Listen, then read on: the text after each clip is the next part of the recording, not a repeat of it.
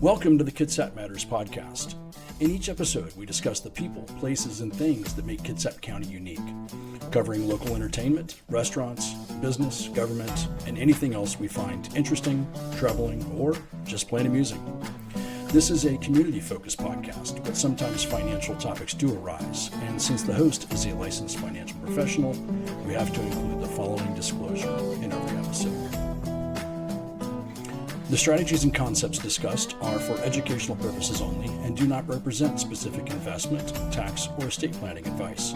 Investing carries an inherent element of risk, and it's in everyone's best interest to consult a tax, legal, or investment professional. Kevin Campbell is an investment advisor representative of and advisory services offered through USA Financial Securities, a registered investment advisor located at 6020 East Fulton Street, Ada, Michigan, 49301. Peaks Financial is not affiliated with USA Financial Securities. Hi, welcome to the Kitsap Matters podcast, where we highlight the people, businesses, and stories that make this community tick.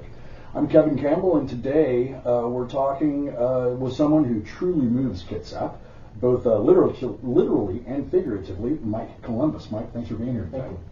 So with over 3 decades in the automotive industry, Mike has built a reputation as the go-to guy for anyone looking to buy or lease a car. Representing 14 different new car brands, including Honda, Kia, and Toyota, he's helped countless customers navigate the car buying process with trust, transparency, and a no-nonsense approach that is quite refreshing in the auto world. But Mike's impact goes well beyond the dealership. He is the driving force behind Mike's Rides for Lives, which is a 501c3 community-first initiative making car ownership more accessible through down payment assistance and vehicle donation programs. His passion for ethical sales and giving back has made him a household name in Kitsap County. On top of that, he's a sought-after speaker and sales coach, teaching professionals how to build real connections and close deals the right way through his tomato methodology. I'm looking forward to knowing more about that. He's also a dedicated board member of the Greater Kitsap Chamber of Commerce, working to support local businesses and strengthen the local economy. So, whether you need a new ride, some expert sales advice, or just want to hear from a guy who gets it, Mike Columbus is the name to know. So, Mike, again, thanks for being here on the podcast with me today. So we actually met originally at the Greater Kitsap Chamber, You did? Which Peaks Financial is a sponsor of as well. And then I've recently experienced the car buying with you as we you just got my wife a new Kia. Hopefully that went well. It did. It was great. Actually, the process was awesome, and she's loving the car. Good. The technology in those things is stunning these days. Amazing. Yeah. Anyways, thanks for being on the podcast. So typically, as we go through the podcast, we kind of follow a format. We talk a little bit about. Actually, I'll notice it right here. You see over here it says sale formula, and form is capitalized kind of oddly. FORM, to us that means family, occupation, recreation, and money. So think about this for a second. You know, as you go through life, when you talk to somebody, like we just had the holidays, and you see somebody that you haven't seen in a while, family, occupation, recreation. These are the conversations we have, right? You walk up, hey, Mike, how you doing, man? It's great seeing you. How's the family? Right? How's the job going? And then recreation. Hey, going to any cool trips lately? Anything like that? So family, occupation, recreation, money. Money is it's kind of a how. It's what drives people. It's what we use to fund the other three: the family, occupation, and recreation. So, anyways, we're going to kind of follow that format today in the podcast as well. So, give us a little bit about you. So, how long have you been in Kitsap? Give us the quick Mike origin story. Okay. 30 years ago or so, I started in the car business. Many people don't have a lifelong dream of being in the car business. I did. We happened to, I grew up in a small town, Penns Grove, New Jersey. And there was a car salesman here that I just admired. But what I admired about him was the way he became part of our family. And he grew to be a part of our family, creating relationships. And relationship marketing and relationship in sales, I think, is vitally important. And so I went into the car business, did that for a number of years, got out of it for a while between 1996 and 2009, roughly. 2009, I decided to get back in the car business because I loved it so much. That was kind of a tricky time to re-enter the car business, wasn't it? It was, yes. But what I remember is my brother was actually in the car business, okay. and that was a tough time in that during those years. Right. But it was for me. It was what I wanted to do. I had a passion for it. because of my age and where I was in life, I just wanted to spend the rest of my life doing what I loved doing the most, and that was helping people buy cars. And so I researched through the internet, through LinkedIn, through other avenues to find the right place to get started, and actually started at a Honda Kia dealership in Easton, Maryland, and that's how I got back into the car business. And how did you end up out here in Kitsap County, up in Washington? I'm part of a business networking group, and my wife's brother works for Alaska Air, and so on a whim, I just said, book a flight for me out to Seattle. We had a travel agent in our group. I thought it was a good opportunity to see what was going on out here. By this time, I had a number of years with Honda, and Honda said wherever I wanted to work in Seattle, I'd have jobs. So I came out and just looked around, and I was actually on a ferry between Bremerton and Bellevue, and the West Hills Autoplex called me and said, we'd like you here in 2 weeks. And that wasn't part of my plan, but I called my wife and said, what do you think of moving to Kitsap County? And she said, go. And I left New York and was here 2 weeks later and never looked back since. That's awesome. That's a great place to be. Yeah. Kind of a funny thing is, so I'm originally from Texas. Okay. And when we moved up here, it was kind of a similar thing. As I said to my wife, what do you think? We've always kind of talked about the Northwest. You know, what do you think about moving to the Northwest? We used to talk years ago about retiring up here. And then one day I kind of had this epiphany of, if that's where we want to be, why are we waiting until I retire? Especially because I don't really have any plans to retire. Right. I'm one of those people, I love what I do, I'm good at it, I enjoy it, I don't have any intention of retiring. So why not go now? And when I said, hey, what do you think? She's like, where are we going? And I said, we looked at it, we're like, what about, Kitsap County here? She's like, let's go, right? And it was not much of a conversation, not a lot of convincing was required. Well, I'm glad you made it out here, I'm glad I'm here, I'm glad you're back. Yeah, it's a great place. So, do you speak? So that's kind of where you came from. Is there? And you mentioned this car salesman as part of your family. Are there any lessons in life that you learned from your family or from this guy that kind of impact you and drive you where you are today? Yes. So the gentleman's name was Chuck Ringgold. I admired him, number one, because of the car he drove. He had a bright yellow Corvette, which I like. Wow, that's what I want to do. But never got to drive or own a Corvette. But he became part of our family, and was always there when anyone in our family needed a vehicle, and just the way he connected with us created a relationship. When I got into the car business, I read a book by Joe Girard, which was the world's greatest salesman. And Joe Girard in that book said the average person knows 250 people. And if you could capitalize on the 250 people and the 250 people they know, you can build a tremendous book of business by just creating relationships, not trying to sell. Create relationships, helping people, and you're far better off. And that's the method that I pursued. That kind of ties in with tomato as the tomato method, which I guess we'll talk a little bit about later. Yeah. So let's talk about Mike's Rides for Lives real quick, because obviously I talked about that in the intro. And matter of fact, as I mentioned, we just bought a car, and rather than trade in our old beater, we just donated it to your 501c3. Thank you. As a trade-in, because I know what you're doing in the community, and here at Peaks we're very much about the community. We're very involved in the community, and I love what you're doing. So I'd love to give you an opportunity to talk about Mike's Rides for Lives and how that originated, and tell me maybe a couple of stories about some of the people you've helped there. Oh, good.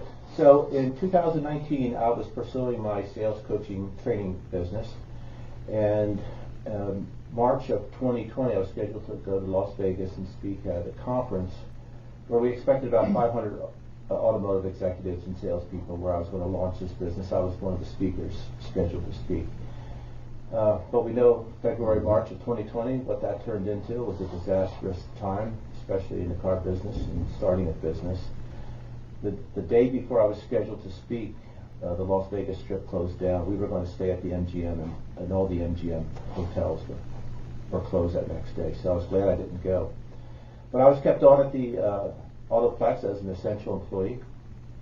And when we were allowed to be reopened, the requirement here in Washington State was you could only sell vehicles to people who had an essential need. And it gave me a much broader picture of some of the needs here in Kitsap County of people needing vehicles. And so having that exposure of seeing the need that was there. And I also am a big believer in crowdfunding, which I believe if I just took a little bit of the money that I made from each car sale, had it put away and save it for a certain time period. In this case, it was a year, that I could help buy someone a vehicle who needed a car. That's how it all got started. It took a year of me generating the funds, and fortunately for me and the charity, the Hazelwood Family Foundation has matched my donations every year. So we're now prepared to give our 4th car away this year to someone who is in need. The foundation of the charity is it's not a giveaway in that there's a raffle or a celebration.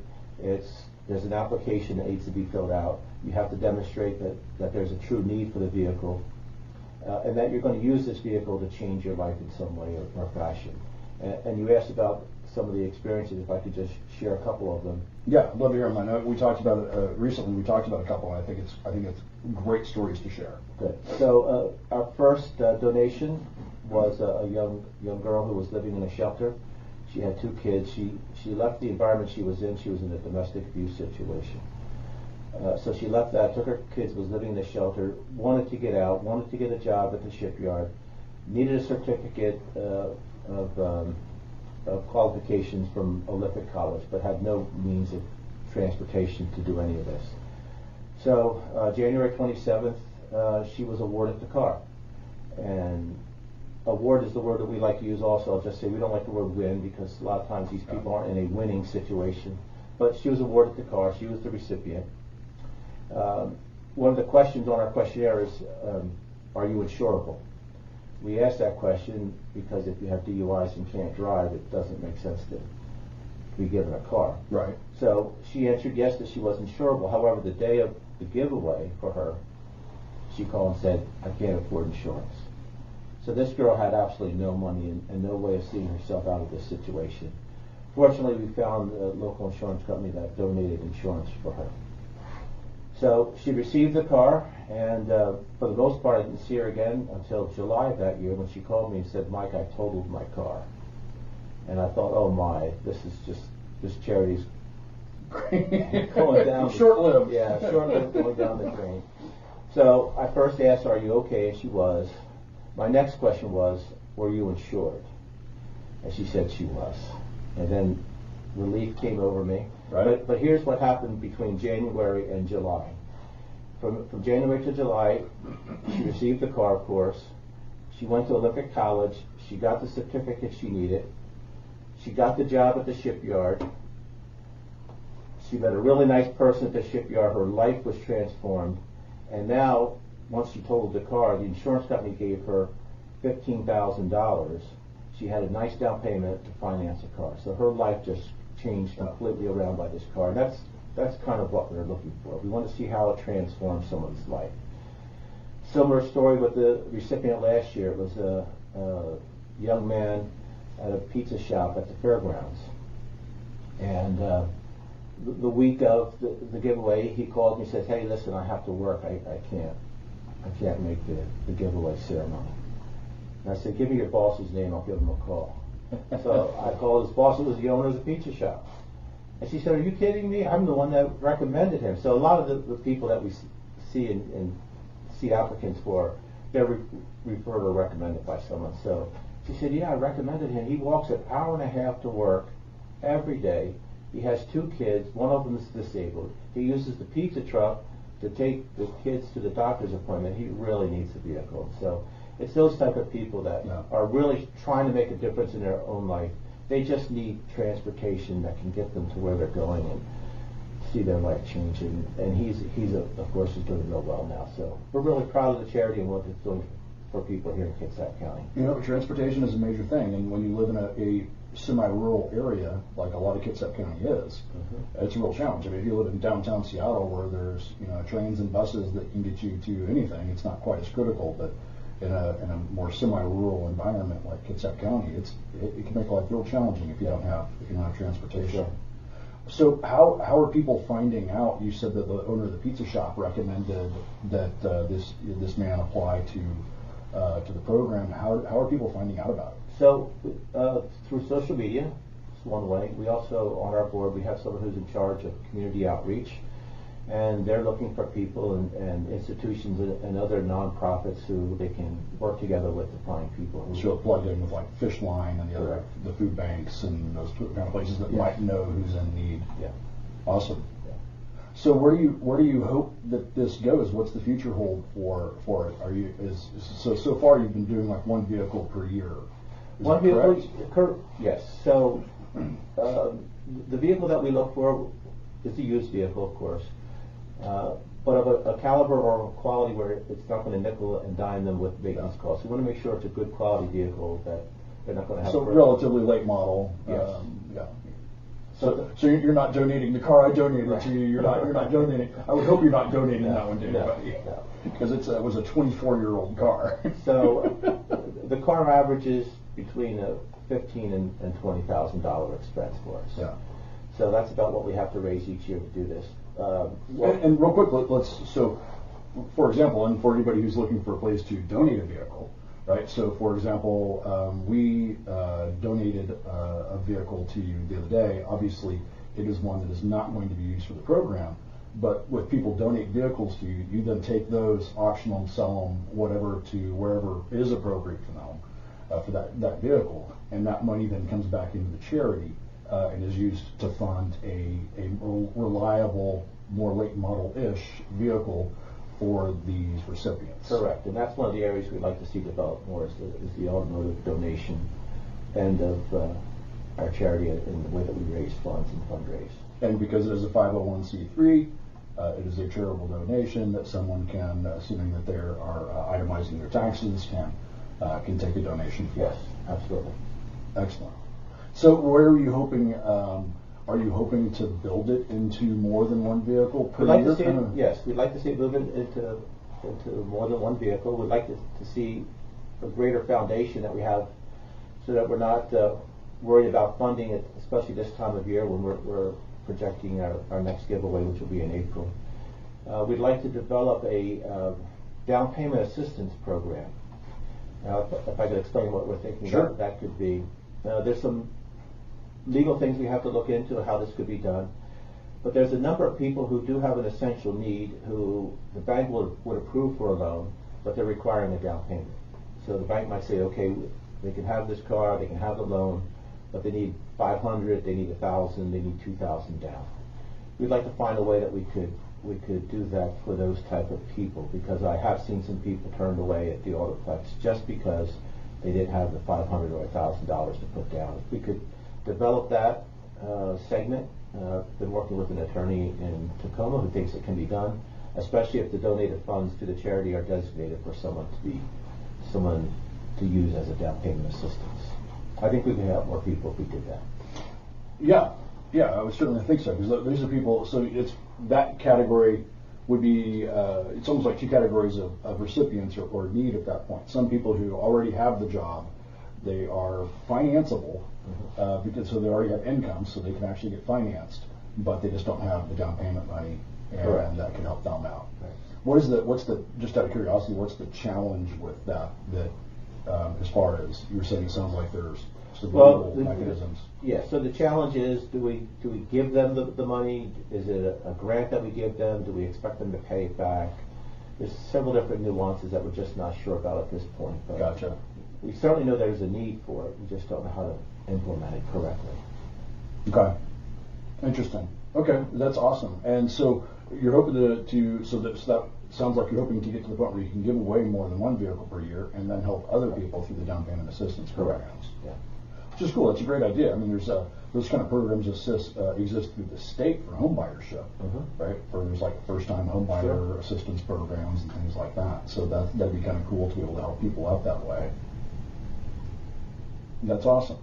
So what else do you want to tell us about Mike's Rides for Lives before we shift gears and talk about the ultimatum? Well, this is our 5th year anniversary, so we're pretty excited about how we've come along. We appreciate the donations that we've received from many companies here in Kitsap County. The Autoplex is probably our #1 contributor.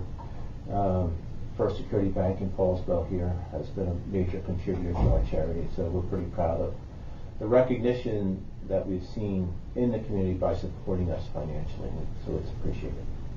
And originally it was basically just you. You were the whole thing, and now you have a board, and I think you're more of the cheerleader now than the actual day-to-day grind of running the operation. Running it is difficult. It's hard to run a foundation. I do have an executive director who takes the lead in doing all the crossing the T's and dotting the I's and making sure I'm on point. But my job is to sell cars and financially support it. That's awesome. That's Thank awesome. you. So now tell me about your sales training and your sales methodology that I think you referred to as the tomato method. Tomato is the motto method, yeah. So when I left the car business, I had a short time period I spent in healthcare. One of the things that I learned from healthcare is it's always research-based and best practice-based. And from my early days, I've always looked at best practice. That's why I read the book of Joe Girard when I got into car sales. And I admired this person in my hometown, Chuck Ringgold. When I decided this is what I wanted to do, I started reading books on who was the best. Because I always wanted to be the best at life, to be honest. So I read Joe Girard's book. He talked about relationships and how relationships are important, and it all connected for me. When I got back in the business and started looking at the sales process. So in sales, there's a process, and most of it is driven by our brains and going from one step to the next step to the next step. And it's very robotic, and it's not based on the heart. And I think you would agree that relationships have to be built upon the heart. Absolutely. Right? Not just a mental exercise. So I started looking at how to teach and coach people to look beyond the process. A process is important, following the steps are important, but there has to be a heart behind it. So I call it empathetic selling from the heart. So for example, the first step of the process might be a meet and greet, right? Very rudimentary and very basic, but there should be some sincerity in it. Why are you visiting the store today? What brings you in? Is there something that changed in your life? Is there a reason you're looking for a car to celebrate, or is it an accident that you had? What is the reason? And then once you begin using your heart to answer these questions, then you can start building a relationship, because you're building trust, and the customer sees that you're different, and it's not about a sale, it's about helping them get what they came here for. So I started looking at relationship marketing, and I was at a conference in Salt Lake City with my wife, and they were talking about relationship marketing and how to build a business with cultivating relationships and ways and techniques to do that. And outside the conference center in Salt Lake City are all these signs that are conflicting signs. It might say Atlantic, Pacific, North, South, East, West. In the middle of all of these signs of mass confusion, is the way that I saw it, was a sign that said tomato, tomato. And I kept thinking about that. I'm at the conference thinking about this, and I'm hearing about top of mind awareness. And you have to stay relevant to people, right? So how do you stay relevant in people's minds, and how do you become their referral partner in business? And it clicked to me, top of mind awareness through others. Tomato. Top of mind awareness. Tomato. And top of mind. I said to my wife, let's go outside. We've got to take a picture right now. So we went outside, took some pictures of me in front of this sign that said tomato, tomato. And actually one of my co-workers came up with tomato, tomato. It's kind of like a East Coast, hey, tomato, tomato kind of thing. And that's kind of what I encourage others to do in my sales coaching is reach the heart. Stay top of mind through other people, and stay relevant, and your business will grow tremendously. And actually, I started writing a book about this, because when I came out here to Seattle, Kitsap County from New York, I didn't know anyone, really. I had no friends, no family out here other than my family who was living in University Place. And started writing a book called 2 Years to Prosperity, The Tomato is the Motto Method, which is a workbook essentially, but 108 different small vignettes of what you can do to stay top of mind, build relationships in the community, and help other people through your business. Relationships are huge. Yeah. You and I are both in the relationship business, and here at Peaks Financial, same thing is, our relationships with our clients are long, and and it is truly a relationship. We're here. We go through the highs, the lows, and everything else with them. Yeah. And it's interesting how many people are out just trying to sell something. And if you look at it, we operate very much the same way as what you were just talking about. Is it's about how can we help? Can we help? How can we help? And if so, how are we going to accomplish that? And what's the goal? Because that's versus somebody who's just going, hey, how do I generate a transaction here? I do know this. I've never been in the car industry, but as I mentioned earlier, my brother was at one point, and he was quite successful at it. And a lot of it was relationship, as you just talked about, with people in your past and you now being the person that people call, because he was the guy that people called, and it was people. Some people had come back and bought 5 or 6 different vehicles from him, and for their family members. And so it is relationship, and this is a great lesson for anybody. Is relationships are key. Even if your business, a lot of people would think about as a transactional business. If somebody comes in and buys a car and then they're gone, that's it. Sell them the car, move them on down the road. But if you focus on the relationship and becoming and serving them, providing service to them, and a no pressure, not a sales approach, but a consulting approach, then you're providing them a service, and if it's the right fit, they'll buy a car. Exactly.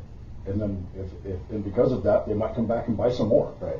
And tell others about it. So, obviously, our experience with you was just fantastic. It was great, and my wife is loving her new car. Thank you.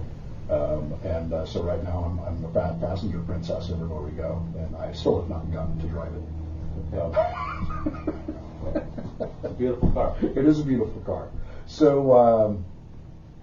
So what else? Anything else? What are your, other than this? You're also in the Chamber of Commerce. You're the board of the Greater Kitsap Chamber of Commerce. What other passion projects or anything are you involved in? Obviously, you're already involved in a lot. Well, just looking forward to another year, 2025, being a record-setting year. I strive to sell 200 cars a year. And wow, that's a lot. It is. But this is my 8th consecutive year doing that. So. I'm going on a cruise next week, which is some family time and recreation time, and February is a good time to take a vacation. So I'm looking forward to that, and I'm getting back in the saddle in March and hit the ground running. Awesome. So one of the, I've got another question for you. One of the questions I ask everybody, and I sprung this on, like, so I didn't warn you about this, is best kept secret in Kitsap County. What is something that you love in Kitsap that you think people might not know about? It could be a restaurant, it could be a hike, it could be a view, it could be anything that you think, hey, this is something really cool that I like about Kitsap County that not everybody might know about. Oh, can I give you several? Sure, yeah, absolutely. Okay. So the first thing that came to my mind is food. First thing that came to my mind with food is desserts. I think Carter's Chocolates in Port Orchard is an amazing place. Really? Okay, I've not been there. That's Carter's Chocolates on Bay Street. It's an amazing little chocolatier and home baked goods. Awesome. Next to that, I would say there's a new Indian restaurant in Port Orchard, which I tried last Sunday. Amazing food, good quality food. And what's the name of that? Tandoori Grill. Tandoori? Tandoori. Okay. Tandoori. Tandoori? I might be pronouncing it wrong, I'm not sure. Right. Where Cosmos was, right okay. next to Staples in Port Orchard. But I have to say, Seabeck is such a beautiful place. Isn't it gorgeous? Oh, just outside of Silverdale, I love driving, looking at the Olympic Mountains. It's just an amazing, breathtaking view. Yeah. Yeah, I love the Hood Canal and that whole area. And you're right, Seabeck is gorgeous. Yeah. I often go that way, even if I'm just going down to Silverdale. I'll take the back way, even though it takes twice as long to get there. I'll take the back way and go down that way. Yeah. It is gorgeous. So give me a little tiny home on the Hood Canal. I'll be happy the rest of my life. Yeah, absolutely. Well, anything else you want to talk about while you're here, or are we kind of? Yeah, I kind of skimmed over the chamber. The chamber is important for businesses. I know you're a member. You're an active member in the chamber. We appreciate that. We look for businesses. We look for the Greater Kitsap Chamber to grow. become even stronger than it is now. So that's an important part of our community, the businesses here. But also thank you for what you do in the community, and thank you for Kitsap Matters, because Kitsap really does matter. It's an important part of all of our businesses. Absolutely. So let's actually, that you just triggered a thought that we were talking about recently. As you know, I'm also involved in the Kitsap Executive Association, and was one of the founding members of that, and the current president of the Kitsap Executive Association as well. Congratulations. Thank you. And one of the things we were talking about just a couple of days ago is we talked about the importance of the Chamber of Commerce and of doing business locally. There's some studies, and I know we just posted this on our Facebook page, but I can't remember where the source of the study was. But our treasurer, Andre, brought up the point that dollars spent with local businesses will circulate through our local economy typically about 4 times.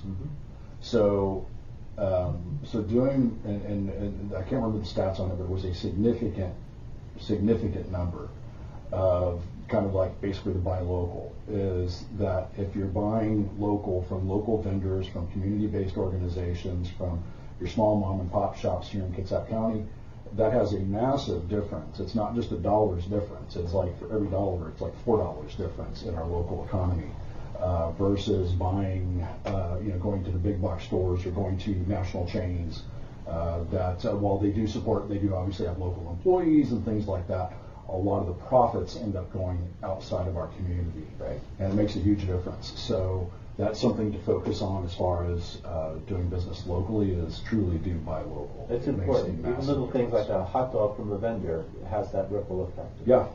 Helping. Yeah. A $1 hot dog is $4 in the economy, in our local economy. So it makes a difference. So please, everybody, do think about buying local. Yeah. And check out the Chamber of Commerce. Check out Mike Columbus at. We didn't talk about the dealership you're at, so we should probably talk about that. So my office. Where does somebody find you? My office is out of the Honda store. At West Hills. At West Hills, but part of the Hazelwood group. Hazelwood Auto Parts, yeah. And I travel around to all the other franchise stores that we have. So whether it's a Volkswagen, Hyundai, Kia, Ford, Chevy, I represent all the brands at the store. Awesome. So, Mike, thanks a lot for being on the podcast today. We really appreciate you being here. It's been a pleasure, and it's been a pleasure working with you on our new car. Yeah. And I'm looking forward to, I know we're going to be attending your awards ceremony for the car this year. So it'll be great seeing you again, and good luck on everything you're doing. And everybody go check out Mike Columbus at West Hills Honda. Thank you, Kevin. Thanks. That's a wrap it for another episode of the Kitsap Matters podcast. I'm Kevin Campbell, and we will see you on the next episode. This is a community-focused podcast, but sometimes financial topics do arise, and since the host is a licensed financial professional, we have to include the following disclosure in every episode. The strategies and concepts discussed are for educational purposes only and do not represent specific investment, tax, or estate planning advice. Investing carries an inherent element of risk, and it's in everyone's best interest to consult a tax, legal, or investment professional. Kevin Campbell is an investment advisor representative of and advisory services offered through USA Financial Securities, a registered investment advisor located at 6020 East Fulton Street, Ada, Michigan, 49301. Peaks Financial is not affiliated with USA Financial Securities.